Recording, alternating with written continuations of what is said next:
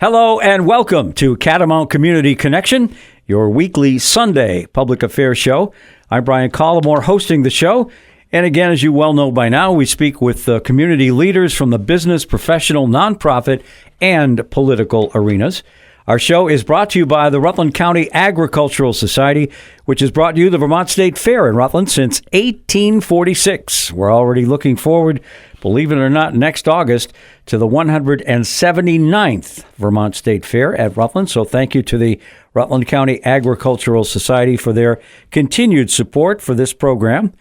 And today, and it's been over a month because of, a trip that this guy took and also some other things that came up in between.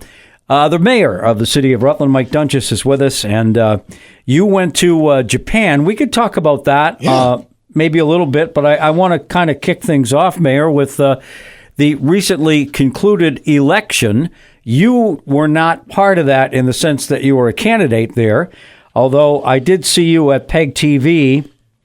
And by the way, Tom Donahue does an incredibly good job at that. We are very lucky to have him. Oh, yeah. He's a solo guy, and he manages to pull it all together and keep people interested and informed. So, but I saw you that night, and I know that you did already officially announce that you will be seeking re-election in March for the mayor of the city of Rutland. So we'll talk a little bit about that. I don't know if you have any particular, and I don't want to put you on the spot, but any particular reaction to what was voted both. Well, let's keep away from the national thing, because no matter what we say, one of us is going to get in trouble. Exactly right. But the state ones, I think you can at least make a little bit of an educated guess as to what was going on there. I was quoted in the paper, and I think quite accurately about how I saw everything. Sure. I think affordability is probably the topic, Brian. Yeah. Right. And I didn't even read your quote in the paper, so I don't know if we're saying the same thing or no, not. We are. I apologize, but that's been the conversation. And you look at, and I'm going to call this out specifically, the supermajority. When you look at a supermajority, an entire party, whether it's local or national, whether it's state or federal, it's not a good thing because it reduces collaboration. The whole idea of these legislative bodies is to have a discussion to come to the place that will benefit the general public the best across the board. Agreed. Right? Yep. Should not be a one side gets their way or the other side gets their way. It should be the compromise that is the best for the country. That's how it's built. And I could be wrong. People will disagree with that. A supermajority doesn't allow that to happen because what happens is the majority party will work on a bill, work it through the process, ignore the feedback from the other parties, push that through, it'll get vetoed, and then they'll override the veto. And they all know that's coming. So that's how things work. Now, I do have to say, even with the supermajority, the legislature was able to get some things done over the past few years, but it has been a challenge to find that level and that line of compromise. And there are two areas that I think the general public has heard, two very specific areas the general public has felt that maybe is a better way to say it, is both in the energy bill at what was S5. Mm-hmm. There was a lot of concern that was going to put Vermonters in a tough financial position, right? With taxes on fuel and things like that. Not that we don't need to be more energy efficient, but the way it was going to do it and on the education side, on school funding. Yeah. I think those two issues really hit home the most for people on the state level. There's other things. We actually were able to get a lot done even with the supermajority. We were able to put some laws in for retail theft that really worked, that we saw both sides come together on. I think Act 181, which is a combination of the housing bill and the land use bill, was a good start to compromise. I'm sure we will see some addition in this year of kind of refining that down. But it was great for Rutland, as we talked about. But really, affordability is probably the key thing. And I think people voted based on their wallets. And I think that's important to do. We'll talk about the city budget and what I want that process to look like for the next few months as we go through it in a little bit. But I do think that you saw that not just in Vermont. I think you saw that a couple areas of the country. And I really, that's something that I've been hearing since I've been mayor, and it's something that we're constantly looking at. We know Rutland is an expensive place to live. I said it in the paper yesterday, right? Rutland's an expensive place to live. And we have to think about how we're trying to make it less expensive all the time. For me, my goals, they're to grow the population. We're a city that's built for 30,000 people with 16,000 people living in it. That's like a 35 passenger bus with 6 kids on it. You're paying for something that you need. You still need to get those kids to school, right. But you're using the wrong tool. And in our case, we can't dismantle the city. So we have to fill the bus, right? Yep. And that's the only way we're going to really, truly reduce costs in the long run.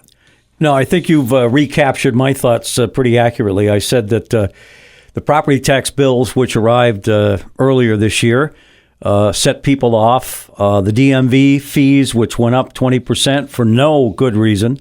But there wasn't. The Department of Motor Vehicles said, we don't need the increase. Please don't increase the fees. But again, the supermajority felt it was necessary to do that, and they did it to fill a hole in some of the other places.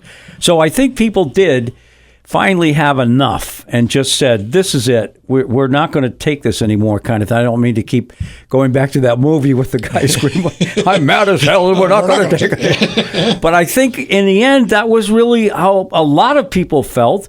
You mentioned the clean heat standard, which will come up as one of the first things that the 180-member General Assembly will cast their vote on. And the person who architected that, Senator Bray from Addison County, was defeated. Yeah. So I think that's probably dead, I assume. Now, there'll be something else to take its place, I'm sure. And the other piece of that I hope we can take care of, that came out of that Global Warming Solutions Act, which also includes the private right of action. So anybody in the world, not just in Vermont, but anybody living on the planet can sue Vermont if they don't meet the mandated the mandates, which there's no way we're going to meet. And everybody agrees on that. So I think we have to both stop the clean heat standard, and I'll be very open, and I've already said this many times, I'm going to vote no on it. And then we have to take a look at that Global Warming Solutions Act and take that piece out of it at least, or maybe repeal the whole thing and start all over. So I think there was some frustration. There was some consternation on the part of most of the people in the state, and that's why in the Senate we picked up 6 seats, so we now have 13 from the Republican point of view. There's still 17 Democrats and or progressives, but it's a little bit more balanced than it was, which is a good thing. And I believe in the House, I can't remember the exact number. I want to say it was like 15. And so the Republicans went from 37 to 55, which again will be enough to sustain a gubernatorial veto. So I think there was pretty obvious discontent. Yeah, I think right. I think that's the way it was voted. Right? And I was saying it all day on Election Day. I did a couple of Facebook Lives. I was talking to people in person. People need to come out and voice their opinions. In Vermont, we Brian and I, we chatter a bit about how short a 2-year term is. It's tough. A 2-year term is tough because as soon as you get some stuff done, you're running for re-election again. But it does give Vermonters the opportunity to voice their opinion more often than in other places, right? Not everybody's going to be up at that state house making a statement, sitting in committees, listening. That's what they elect you to do, right? Yeah. They elect me to be in my office. They get to tell us what they think every 2 years. And this was one of those opportunities for them to say, we don't like what the last few years have shown, and we are looking for a change. And you and I talked. I saw it coming. You saw it coming. Yep. It got to the point where for some people it was intolerable, right? And I think, I don't have a problem with a clean heat standard. I don't have a problem with a climate change or a green energy type of mentality. I do think that, listen, for anybody who knows me, I'm very much moderate, right? Moderation is the spice of life for me. When we do things like that, building something to an extreme, building a runway with an immediate deadline, that's really scary for people. I know we constantly use the example of the old lady sitting in her house who can't afford her fuel bill anymore, and she can't afford to have a heat pump installed because that's the new standard, right? That's a reality for people. That's a tangible reality. So putting in a clean heat standard and giving it more, my suggestion was give it more of a runway. Make this something that takes effect slowly over time. continue with the subsidies on the things that you want to put in place. That's the way government helps, right? Is continue with subsidies on the things you want to put in place, but you don't need to immediately penalize people who can't afford to make that change. And that's where people got scared with the Clean Heat Standard. And the intersection between that and the Global Warming Solutions Act has to be looked at, because there are dates in the global warming piece of it which says Vermont has to meet by this deadline, and we are not going to make it. So we have to at least, I think, take the private right of action out. And I don't know how it's going to go, but my feeling, especially with Chris Bray not going to be there as chair of the Senate Natural Resources Committee, it'll probably it'll fail on the vote, or if it does, the governor will veto it. Yeah. And now there's plenty on both chambers, plenty of reason to think that we could sustain a veto. So, yeah, the results were interesting. I did. I lost some friends along the way. Okay, that are not going to be there anymore. Yeah. But I think that, and I don't know if people were like voting kind of on a personal level. I think in some cases they might have, or just kind of generally fed up with the way things are going. Because if you're really fed up, none of the incumbents should have won. But right. the three senators all did win, at least in Rutland County, and many of the incumbents in the House did. So, but we'll see some new faces. Congratulations to some new House members. Rutland has a much more conservative look than it did before Tuesday. There's only going to be one Democrat in the delegation. There really is. And so Mary Howard did make the cut, so to speak, the Democratic cut, as the red, people have been calling it the red wave, right? And so Mary Howard made it. And, if it's interesting, if you spend time with Mary in her district, you can see why. She has a close connection. It doesn't matter. It's almost, and that's what I love about local politics, is party lines sometimes don't matter. Right. So what party you represent doesn't matter when you have that connection with your neighbors. And Mary's out there, like everybody has her phone number. You can ask anybody in her district and they know how to call her. So I think, being out in front of your constituency makes a difference. And I think, you saw that even in this election, right? The other thing about Rutland, and part of the reason I think we saw some of the incumbents stay is, you guys communicate really well. You do your legislative Monday breakfasts all the time. You're out in the field. You're having conversations. It's a very moderate, even though there is definitely a right leaning. It's a very moderate group for the most part. Very very common sense and considerate of what Rutland needs, and I think people see that for the most part.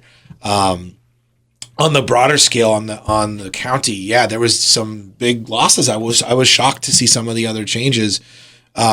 Just because of who, like Robin had a great following. So to see Robin unseated was surprising to me. Yep. But it's, again, it goes right back to, I think it comes down to affordability. I think it comes down to hitting people's wallets. Yeah. And I think, that was a 300 vote margin. One of the former city aldermen also lost by about 300 to Chris Keyser. So there'll be some new faces for sure in the delegation. And, we also, on the Senate side, we are assigned to committees by this entity which has the strangest name, the Committee on Committees, which consists of the Lieutenant Governor, the Senate Pro Tem, and then a third senator elected at large. And for many years, David Zuckerman, who's still, until the other person is sworn in, is still Lieutenant Governor. And then you had Dick Mazza, who was a longtime senator from Grand Isle, and then the pro tem was Phil Baruth, who's still there. So those three people would get together and decide, okay, this person's going on this committee, and this will be the chair of that committee, and that kind of thing. Two of the three will be gone as we start proceedings in January. We will have to elect a new Senate pro tem and a new third member at large. The lieutenant governor, by virtue of the office, gets the third vote. So John Rogers will be sworn in, and then they'll start to meet. And up until this point, again, I don't want to make it overly partisan, but with a supermajority, it was. I don't know how else to say it. We only had one chair. There's 11 standing committees in the Senate. We only had one chair. That was the senator from Orleans, Russ Ingalls, who chairs the Institutions Committee. But I'm on Senate Agriculture in the morning, So my chair, Bobby Starr retired, Brian Campion retired, Irene Renner got beat, and Richie Westman is the other one who I don't think will be back. So I'm the only remaining member of Senate Agriculture. So I don't know what that means in terms of who, there'll be 4 new faces probably coming in. Well, and you go back to the conversation about balance, right? We're going to want to see balance between new faces and new ideas and consistency, right? Like you'll probably still be there because hopefully you'll be there because you've got the knowledge. 8 years and I was vice chair, so we'll see. Yeah. We'll see. But it's going to be interesting. So I was reading an article about the lieutenant governor situation. As of today's Thursday the 7th when we're recording this. As of this morning, I think neither had gotten to 50%. Neither had gotten to 50%, which means that the Senate has to actually vote to approve the lieutenant governor, and our current lieutenant governor hasn't conceded. So, playing a guessing game? Where do you think that'll land? Do you think Rogers, even though he had the higher vote count? Yeah, I think traditionally. And it would be the same way if a Democrat had won. We would just go with the popular vote, and that's the way it would be. So, I don't have any doubt that John So no Rogers spicy news stories coming in. Not that I'm aware of, unless somebody is building a campfire somewhere that I don't know about. But, no, and that was a bit of a surprise. David had some challenges along the way. I did see him. I'm talking about Dave Zuckerman. He was down here at the Halloween parade now a few weeks ago, and he always made me laugh because he would come down, and most kids that go to the Halloween parade have bags ready for you to put candy in. David decided, and this goes back not just this year, he would bring carrots. And to say that there was an underwhelming response to it would be, not making it strong enough. In fact, I saw kids picking them up and throwing them back at them. There you go. They didn't want carrots. They wanted candy. A long time since I've gone trick-or-treating, but I still remember the people that would put apples out. And how you would skip that house, man. That's right. That's exactly right. We're talking to the mayor of the city of Rutland, Mike Doenges, and we just sort of did a brief recap. And again, I hope it was objective. I try to stay as middle as I can. And you mentioned the fact that these are all 2-year terms, from the governor all the way down to the justices of the peace. They're all 2-year terms. And we have had, from time to time, a bill introduced that would change the term to 4 years. And it's never passed. And I expect that there'll be some bill again this year in that regard. And I don't think it'll pass again. But Dave Walk, now a side judge, but a former senator, former commissioner, I guess he was secretary of education. I think they called it commissioner back then. Principal at 2 or 3 of the high schools. I first knew him as a lifeguard at White's Pool way back when.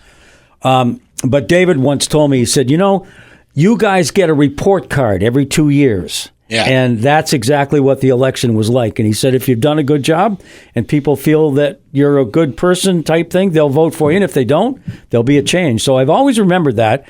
And I don't think there'll be a successful move. I'd love to see a 4-year term, don't get me wrong, because it seems like you just get started on something and all of a sudden you got to turn around and run again. But I don't think it'll pass. I do think, I would love to. We talk about it at the city government level too. And after being mayor for what's almost 19 months now, it's incredible how fast it flies by. Yeah. It's also incredible how slow the pace of government is. And it's for good reason, right? We know that things that change slowly, they change for a reason. You want to have that verification, that validation. Those choices really need to happen. But because of that pace and because of those short terms, especially in this day and age when we're used to instant, it's a very difficult process to get the ball rolling and then have to go run for re-election, hope that you can keep pushing that momentum in the right direction. So we face that at the local side too.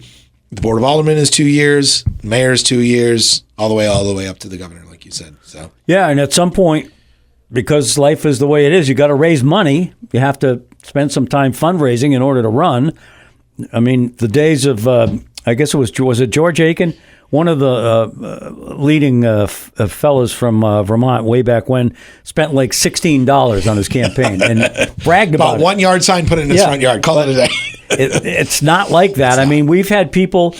Again, I keep going back to this year's election, but I know a person that lost up in the Northeast Kingdom and spent over $60,000 on a Senate seat and didn't win. Yeah. So I'm sure you're in the same position at the local level. I don't know if you do as many sine waves as we did. We did about 45 or 50, the three incumbent senators. Jeez, that's a lot. Yeah, we do like 6 or 7 a season. So, well, you're in obviously a little bit less hospitable weather conditions. August was fine. We did one. I wish my election was November with people wearing T-shirts on Tuesday. Exactly. It was very, very nice. It was very nice. All right, let's take a break here, and we're talking again with Mike Doenges, the mayor of the city of Rutland, here on Catamount Community Connection. We'll come back and talk a little bit about the budget and whatever else seems to be upcoming for the city when we come back here on Catamount Community Connection. We're back on Catamount Community Connection, and our guest this week is Rutland Mayor Mike Doenges. Our show brought to you by the Rutland County Agricultural Society, which has brought you the Vermont State Fair at Rutland since 1846, and the 179th Vermont State Fair coming up this coming August. So we've kind of noodled over the recent elections, and I'm sure there are other opinions on it, but just tried to stay with the facts, and it'll be a different-looking legislature come January for sure, and there'll be the supermajority will pretty much not exist anymore because there'll be enough for the minority party, which in this case are Republicans, to sustain vetoes. And Mike, I think you made a great point earlier. If it had been the other way around, and I'm sure over the years it has been, where Republicans were wearing the cap and in charge, I don't think it would be as healthy as it could be if you ever got to a 50-50 split, because as you mentioned, the best laws that get enacted, I think, are the ones where every side has to give in a little bit and get what they really, really need to get, but they need to be willing to talk to the other side. And I think, for the most part, those are the laws which stay on the books for years and years and years, and we don't have to go back and fix them because we messed up when we passed them. So. Yeah. I think that's a great point. It's the laws, it's the budget, all of it. When you get down to brass tacks, when you get down to really what matters to both sides, what you find, and we find this with the Board of Aldermen all the time, what you find is there's a lot we're in agreement on. Exactly. There is a lot that we're in agreement on, and we can actually vote to pass a lot of things unanimously or close to unanimously because those core fundamentals are the same, right? We want everybody to, be housed and have food and shelter. Maslow's hierarchy of needs are kind of core to everybody. Yep. But how much of that and how much we're willing to do and where we're willing to go and what part is the government's part and what part is the individual's part, like that's usually where the line moves in that particular conversation. And you can apply that to almost any of these conversations. So it's constantly, what do we need? What is the need versus the want? And I think when you have a supermajority, you go from the need to the want to the, it'd be really nice to have. And you get all that stacked in there. And that's where costs go up. That's where people get frustrated. So getting out of a supermajority, and listen, I know some people will be irritated to hear that, but getting out of a supermajority is going to be better for Vermont. It really is, Brian. All right, let's move to the budget. You submitted one to the board. Tell us a little bit about, first of all, the budget, and then the process that will go from here, that it gets approved. Sure. So one of the things that I recognized when I was on the Board of Aldermen is that the budget, the board doesn't get to add to the budget. So if we have initiatives, if we have things that we want to do as the board, we better get the mayor to put those in there for us. And it's a slightly different process. So where in Montpelier, the governor will present his budget and then you guys will do the capital bill, right? It's different in Rutland. So what I started doing last year is I said to my department heads, it's a little different this year than last year, but last year what I said is, give me what you want to give me the wants, not just the needs, for my vision, for my picture, so I can understand where you're struggling, So for the police department, for example, we want this many officers. We want to be able to go out and have this many cars. We want to be able to do these things. And this is the result. So we had a really big discussion on it last year.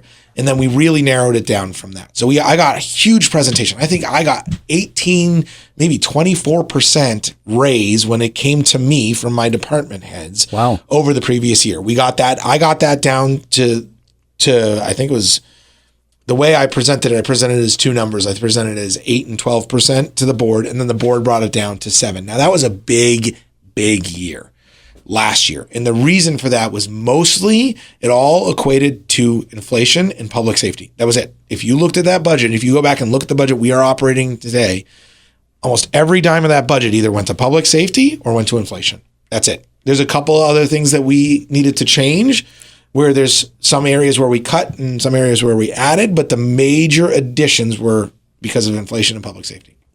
This year, a little bit different. I said to everybody, okay, look, we're in a place where we just put on the city of Rutland a 7% increase on their budget. That's a big deal. At the same time, we've got the school funding that came in. What was great for Rutland City is our overall raise to our citizens was less than 8%, where the rest of the communities around us, their overall raise was in the double digits for the most part. So we were on the lower side. Everybody had to battle the same thing that we did, raised school funding and raised inflation and costs. But now we have to make up for it. Now we have to give people at least a little bit of a respite. So that was my goal this year. After saying that, I still was given budgets that totaled over 11%, right? So, but, props to my department heads for putting the needs ahead of the wants and for really focusing. So from that 11%, when I received that over the past month or so, I started meeting with department heads and we did a little trimming here, a little trimming there. And what really happens is it all kind of comes together into that one document, and I can look at, okay, where are we at? And after my first round of cuts, I think we got down to 9.5. And then I sit with that budget for 48 hours, maybe not consecutively. I do get some sleep. But I sit with that budget for a while and I start putting next, I don't actually change it yet, but I put next to certain line items like potential cuts. And then I go back and I meet with those department heads again and again. And we do that 2 or 3 times and until we finally come down to what I presented was 6%, but 5.9988. Right? So just below 6%, I like to make the joke, to the board. Okay. So that, to tell you where we cut some stuff, right? DPW, Jeff Weinberg said it years ago, and Gordon called it out in his article, that we need to do $1 million a year in paving just to keep up, not to catch up, but to keep up. Right. So we're already behind the 8 ball just to stay in the position we're in. But I still had to cut some. Now what we're going to do, and I'll talk about it in a minute, is we're going to look at paving maintenance versus paving projects differently. So I'll go into that in a second. But for me, most of what I'm looking at is infrastructure. A large portion of the city's budget is the employees. Some of those are fixed costs. Some of those are variable based on things like insurance. Our insurance was up this year. Yep. When I told my department heads to budget, we actually have to budget over a gap. What I mean by that is we have the numbers for the next 12 months now. So that's 6 months of fiscal year 25, so the end of my budget year that I'm in now, and 6 months of the budget that I'm trying to build right now. That won't start till July, but I'm building it right now. So we took that number, we calculate that in, we build in a tiny bit of a buffer because we don't want to be under, and that's in there. So 7% raise on our health insurance. That's a big deal. That's a huge chunk of our budget. You have cost of living raises that are negotiated in the contract, cost of living raises that we need to give department heads that aren't negotiated in the contract. So that's basically just what you give your employees for pay raises. And then, we also have beyond health insurance, we have dental, we have workers' comp, we have unemployment insurance, all these different things. And we call that the bottom line there is the workers' comp. So it's workers' comp and up in the budget. And what I'm going to be doing is taking that and making a really easy to read version for the public this year to go out on the city website so people can follow along as we go through the budget process. And then from that, everything else below that workers' comp line are usually the variables. So this is how much we're going to spend on maintaining our buildings, how much we're going to spend on fuel and gasoline and heating oil and propane, and how much, that's where the paving number comes in. Do we need new equipment? We have, like I said it earlier in the conversation, we have a city with infrastructure needs that's large, but a budget that's not. So we have to pick and choose. And some of the things that I cut out were vehicles, even though we have rusting trucks that we're driving around, things that are like, I'm like, we need one more year, guys. And so those are hard cuts that we need to make. What I did leave in and what's in that 6% are some choices for the board. So I do believe we can get to 4 or below. I think we can get to 4% or below with the cuts from the board. And in, like I said, in past, mayors might have already made those cuts. But what I did is I said, they're in here. I know where they are. I'm going to recommend certain cuts continually as we go through this process. But there are cuts we can make. I talked to Randall at the library today. He's like, listen, I'm in a little high. You can cut me down. So we're going to have that, right? The library will come in a little bit lower. I know there's a little bit more room to cut in DPW, but where in DPW I want the board to make that decision. Do we want to change the way we're doing pavement markings? Do we want to pave a little bit less this year? Do we want to do more sidewalks? I want them to make that choice because I think it's important that they have a voice beyond just saying no. I think giving them those two options is going to be important. One of those areas is going to be the police department. And, I think what we can do is really be considerate. So when we went into this fiscal year, we were fully staffed for what we had budgeted. And then over the year, we've lost a couple of officers. Things have changed. People are looking at retirement. So we're going to go into fiscal year 27. We're budgeting for 35. The question is will the board keep that budget and give us the headroom, or will they say what they've done in the past, Brian, is they say, we need to reduce the budget.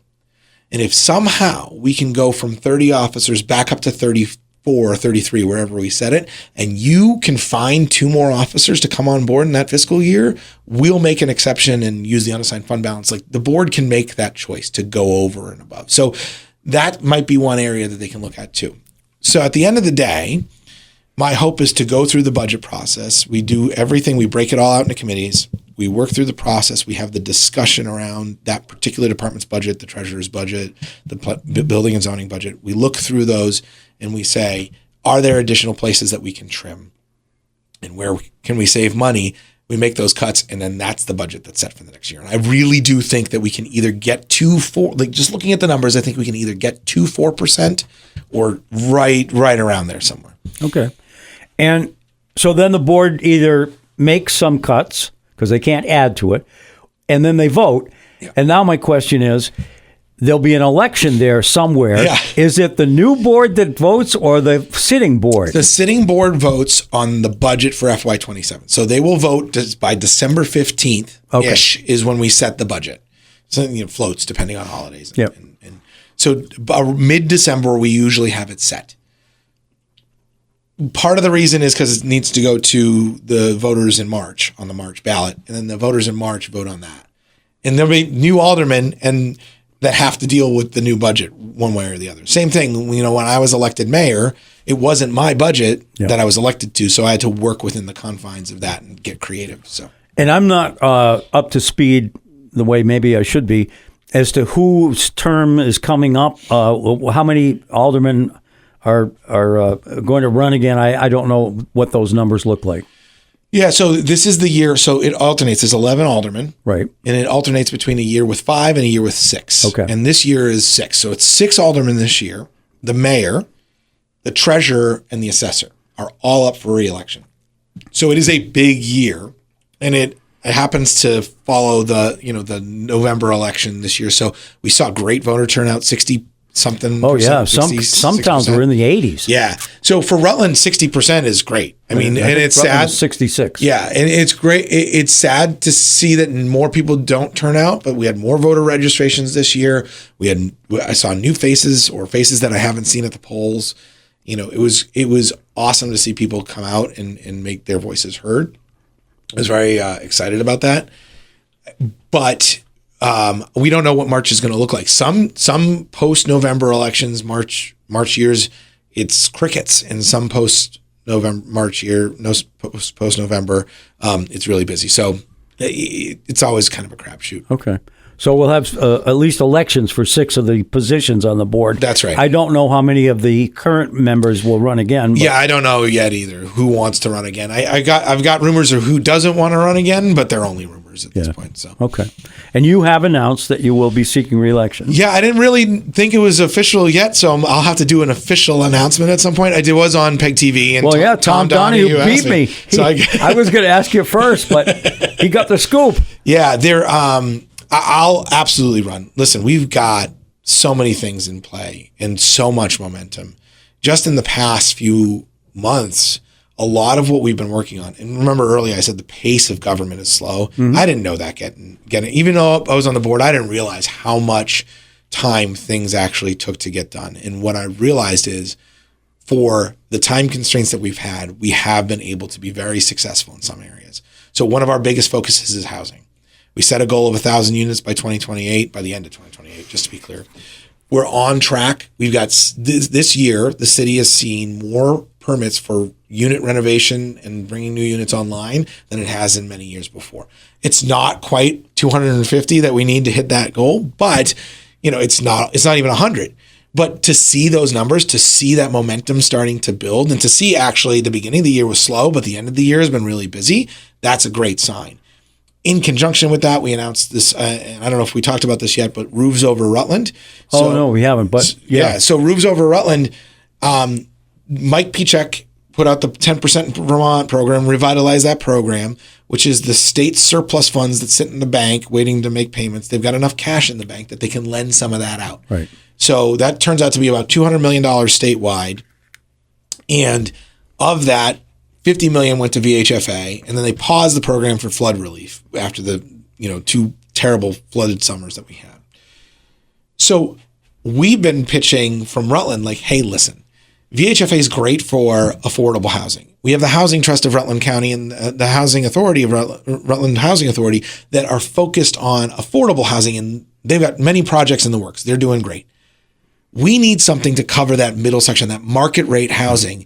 We want to do this loan program. And that was initially came from the Mayor's Commission on Housing group. But Heritage kind of picked up the ball and ran with it, made the proposals to the state, said, hey, we're a bank, so we can back these funds where the municipality and these other organizations can't. Can we do this? So in conjunction with the city, Heritage, and the Treasurer's Office, we released this program. It's $3 million in loans towards 4 units or less, so duplexes and quadplexes or less. So if you have one of those, you can get up to $150,000 towards renovating or bringing those units online. And then another tranche of money for 5 units or more, that's $5 million. So we've got $8 million that we can lend out all through Heritage. And I've already seen 15 applications come through the mayor's office. And all we do at the mayor's office is say, are you in good standing with the city? Is the project within the boundaries of Rutland City? And does it add new units? Those are my indicators, because otherwise you get into financial messiness, right? Then it goes to Heritage and they qualify the financials. But that's amazing to see. And one of those applications is almost complete. So within 3 weeks of announcing this program, we've already got one that's about to go out the door and 36 units so far in that stack. One of the things I was talking to Chris Gomez, the Heritage CEO, last night, and one of the things he said, Brian, was, you look at where these monies go. When they go to these affordable housing projects, there are so many federal standards that you're sometimes paying $450,000 per unit. For $8 million, you might get 16, 20 units at that rate. Yeah. We're going to produce, with this program in loans, because it's privatized, we're going to produce over 100 units when this program is all said and done and all the money is loaned out. That's a massive turnover. That's huge for the city of Rutland. So momentum like that, projects like this are finally kind of clicking. And, we've got our buy-up loans are at the highest utilization ever. So that's the business incentive program that we have for people to come in and start or revitalize their small business in Rutland. We've seen those loans just be consistently applied for and utilized in our town. Multiple businesses open up downtown. There's another one that we just heard about on Monday's Board of Aldermen meeting that's going to be opening up shop on Center Street. Nona's restaurant, Tasso's, changed hands. We aren't seeing very many closures of local businesses. We're seeing expansion, growth, changing of hands. It's such a great indicator of of that momentum moving and working. And I like to think of it as the snowball rolling downhill. It started as like a baseball-sized snowball, and it's picking up speed and growth as it goes. And I just want to keep driving that forward and staying right on target with those initiatives that we have in our office. Yeah, it was a great example of a private-public partnership, too. And I was at the meeting where it was announced. And one of the things that obviously is very attractive is the rate. I think it was 3.5% or 4%. 3.5%, yeah. And so that beats the conventional mortgage rates that are out there by almost 100%, because I think they're up around 5, 6, 7%. It's 6 and 7%. Yeah, especially if you're doing a renovation loan, right? Yeah. It's even more expensive because it's a higher risk. One of the things you call the public-private partnership, I'm all about that strategy, and here's why. Municipal government, we're on a shoestring budget already. We don't want to increase taxes at all to do these things if we can help it. So in order to get things done, we need those partnerships. And I come from the private sector. I spent 25 years working in the private sector. I know what big corporate money can do for a small community. I see where those investments can be made.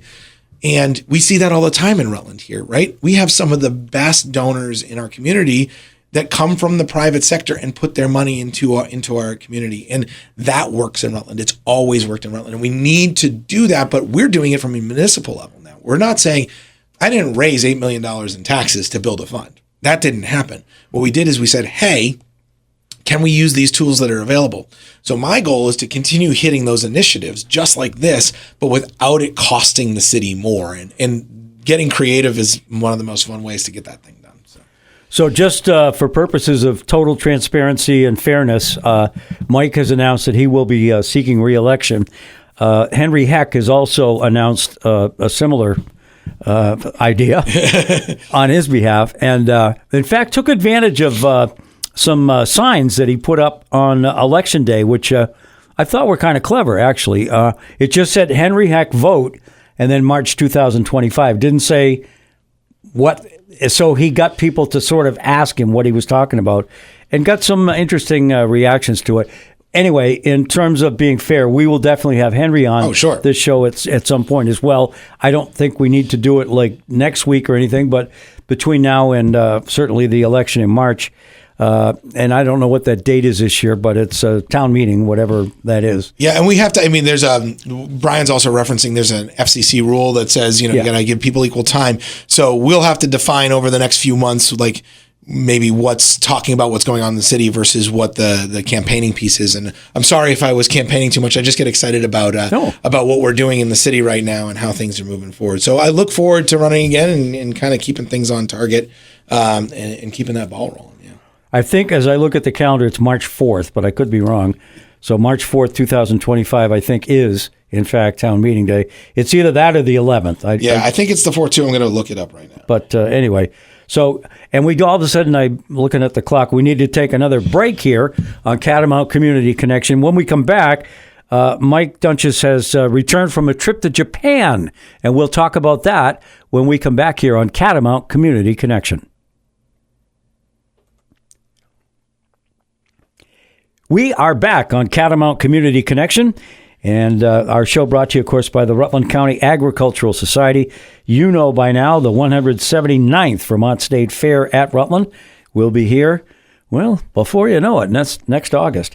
Today we're talking with Rutland City Mayor Mike Doenges, and one of the things that has happened since we had you on last, and I don't even remember when that was, it was probably in September, maybe sometime. Oh, so long ago. Yeah. But you took a trip to Japan, and I would probably have a hard time with the food difference there, but maybe not. How did it go? They still have hot dogs, Brian, so you could at least default to hot dogs. Yeah. No, it went great. So for those who don't know, Rutland City and Ishidoria, Japan, have been in a sister city relationship for 38 years. And this was obviously established 38 years ago. And the story is, after World War II, Japan wanted to really, after kind of things settled down and they started to rebuild, they really wanted to be part of the broader world culture. And for them, they recognized that English was kind of becoming the language of business. So I don't know if you remember, but in like in the 80s and 90s, like there was a kind of a craze around things coming from Japan, right? And, video games and all these different things, cartoons and certain stuff that Japan did, like we started to see it show up in American culture. Well, that was by design for them. They wanted to share their culture with the world, and they wanted to start learning from other cultures more than they already had. And you can talk to anybody that runs these programs and they'll tell you about this. So they started establishing sister city relationships with almost every municipality in Japan has at least one sister city relationship, if not more. So Rutland established this relationship with Ishidoria. I'll tell you, after being there, I can see why. They're very similar communities, right? Like, 16 to, 19,000 people that live there. A small urban center that's very much on the edge of agriculture. Even like there are rice fields in people's backyards in Ishidoria. Like it's very, very much feels like Rutland when you drive down the road and you see a farmer's field, with a couple cows in it. Similar kind of vibe. Few years back, Ishidoria and two other towns were absorbed into the larger city of Hanamaki. So that's our relationship now is with the larger city of Hanamaki, but they have kept their sister city relationships. So they have a relationship with Arkansas, they have a relationship with Rutland. And even though we went there on the 38th year, we were celebrating the 35-year anniversary. And the reason was we had COVID going on and nobody was traveling. So it was our turn to go over. So our delegation went. It was a group from Rutland Public Schools and a group from the city, and then some people that had been involved in the RISE program. So RISE is the Rutland Ishidoria Student Exchange. And every year, all 38 years with the exception of COVID, these students come in October from Ishidoria to Rutland. Students go from Rutland to Ishidoria in June. So we kind of straddle the summer and go back and forth. And it's been a great relationship. But when we were there, what we recognized is that they take it beyond just the school relationship. They take it to the corporate relationship. So enterprise communications, like business to business, they have municipal to municipal. It's a very big thing for them. And us as a group, especially on the municipal side, saw this and said, we need to, and I heard the same thing from Bill Olson, our superintendent, and Bianca, our assistant superintendent. They're like, we need to step this up beyond the school system. We need to make this bigger. So the 40th anniversary, it's our turn to host, and we're going to have to get on our game because they did a bang up job. Yeah. Yeah. Do you remember who the mayor was when we first did it 38 years ago? I don't remember who our mayor was. It might have been John Daly. That name, possibly. But there's pictures of Casarino going over and Jeff Winberger going over. Okay. There's Bill Gillum went at one point as an alderman, I believe. So we've got pictures all throughout City Hall, and it's an amazing relationship. And so I learned a lot. The cultural exchange is amazing. It's interesting when we think about the United States, we're a very young culture in comparison to Japan. Thousands and thousands of years of culture versus hundreds and hundreds for us. And to look at how ingrained their culture is in their daily life is very interesting. And it brings a lot of admiration and respect for kind of the way they still hold those traditions to heart just in their celebrations.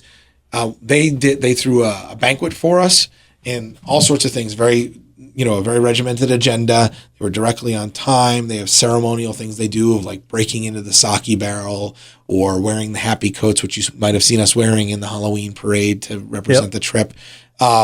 Lots of traditional values show up in their day-to-day lives and their business lives. One thing that I thought was amazingly funny is the rumors of karaoke are true. They absolutely love karaoke and it's so much fun. But also they stick to that agenda. If it's 8:00, the meeting is over and you move on. That's it's a very good thing. Yeah, it's very good. And I'm going to guess, although I have no reason on which to base this, that they do a little bit better effort at the language than we do. In other words, they probably speak English better than we speak Japanese. Absolutely. So back to that core root of why they want to do this is that English language speaking, interacting in the global community. They know that English is the language to do that.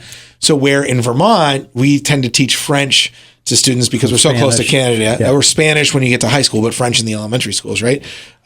From the time these kids are in essentially kindergarten, they're learning English along with Japanese. And so when the students come here, they're a little shy, but they can speak English. And when we were there, the students in the schools in Ishidoria, they were speaking very good English to us and did great presentations, and it was awesome.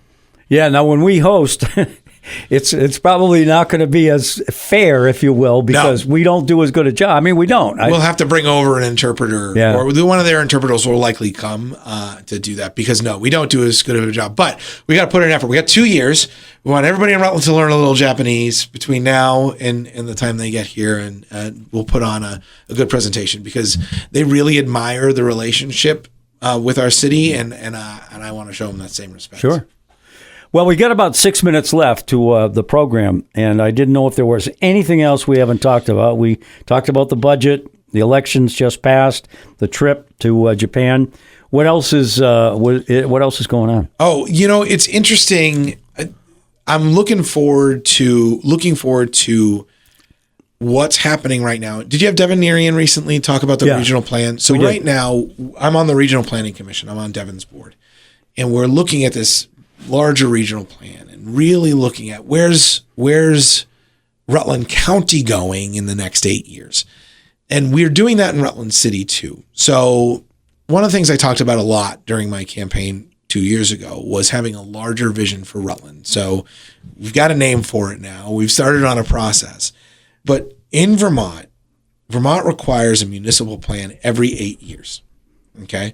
I'm looking at something a little bit more long-term. So when you go to invest in a company, right? So if you want to invest in GE, good point, because they're here in town. Yep. You can download their prospectus, you can download their PR portfolio, their marketing brochure, and look at that and kind of get a picture of what GE is doing, where they're going, now that they've been restructured, for example, right? And what their goals are for the next, call it 8, 10, 20 years, right? Where's GE headed? As we talk about housing development, as we talk about building business here, as we talk about our economic growth in Rutland and growing the population, I really want something that can do the same thing. We have to attract not just residents, but people to come and invest in the community. So that's what Rutland 2050 is going to be. So we put out an RFP to a couple of companies, and we got some financial results back that were a little higher than we thought they were going to be, but there's plenty of organizations out there that do visioning, and visioning for something is that far out isn't uncommon. So Massachusetts does long-term vision documents. They do, I think, 20 years, but we're looking at 25. So it's in 2025, if we release the Rutland 2050 plan, the idea basically being, what does Rutland look like 25 years from now? We talk about population growth. Can we have 25,000 people here in 25 years? Or total, not 25,000 more. I don't need to grow that fast. But can we have a vision for our zoning and our planning and our signs? And this is very high level, but the idea basically being, what does Rutland want to be as a community? Do we want to be a workforce community that has manufacturing and and industrial and commercial businesses in it, or do we want to be a housing village for Killington? So as Killington grows, do we want to be a tourist village where people who maybe don't want to pay Killington prices still can come live here and experience those different things? Or maybe it's a combination of both. So that's what this process will be. And the reason we're doing it so far out is because it is so high level. The analogy I like to use for this one, Brian, is it's like playing golf. If you know where the pin is, right? If you know where the cup is, for those who don't play golf, if you know where the cup is, you need to get the white ball into the cup. No matter how hard you try, it's not always going to go straight, and you're not always going to get there in one shot. But it gives you a goal to shoot for, a target, and that's what the vision document is. And then along the way, we may take different paths, but the end result is where we all want to be. And that's what this is supposed to be. what's interesting about that 25-year plan is, remember that 8-year municipal plan? Right. I can fit 3 8-year municipal plans in one 25-year plan almost perfectly. So it will give us kind of the guidebook to say, okay, municipal plan 1, here are the steps we need to do to get halfway down the par 3, right? So our first shot gets us here. Municipal plan 2, our second shot gets us a little further. Municipal plan 3, now we're at the goal. And somebody said to me, he's like, well, what if you're not the mayor in 25 years? And I said, I hope to God I'm not the mayor in 25 years, right? If I'm still here 25 years from now, either I'm doing something really, really right or really, really wrong. But I do hope to be here to get through that first municipal plan, or at least through part of it first. And if we look at that path forward, if everybody's on the same page, and this will be a research project, right? We have all these documents we've collected for so long that have focused Rutland, and we're going to use that data that we already have to help build the base of this plan. And then we're going to take the plan to the people and say, do you feel like this is where Rutland should be going? We're going to take all those comments, just like we were talking about earlier, and find out what is the need, what is that baseline that everybody agrees on. That's the plan. And that's what we're all going to shoot for. And if we agree to that, think about how focused our energy can be, right, towards that goal. Because in golf, you don't turn around and hit the ball the other way if we're focused on that pin over there. So I think, you're going to hear me talk more about this planning effort. I've nominated Eb Bove to move from the RRA to the planning position at the city with the vacancy that Andrew left. The board will vote on that at the next Board of Aldermen meeting. I'm very excited to see him approved, and I believe he will be. I think everybody has an affinity for Ed, whether they believe he's better suited at the RA or better suited at the city. I think everyone understands that Ed is a valuable resource to our community, and he can really focus on that planning at the city. So I hope to see unanimous approval. We'll see what happens. But if we can get Ed into that spot, we can use that community development money that we have that goes to the RA to focus on the growth piece. So Ed works on planning, and then the RA money works on the growth piece. I think when we combine those with the plan, it's a straight shot to Rutland being exactly where it needs to be. Okay. And at that point, we will stop for the day. Catamount Community Connection. Michael, thank you very much for joining us. We will look forward to maybe not as long an interim in between appearances. That we'll work things out with Henry Heck as well, for sure. And it's always a pleasure to talk to you and get brought up to date on what's going on. Good luck with the budget. Thank you, sir. We'll see what happens. Very exciting. Come and participate in our budget process. I would love to see citizens come and sit in these committee meetings as we go through it. Great idea. And so that will do it for today on Catamount Community Connection. We will look for all of you next week here on Catamount Community Connection. Have a great week.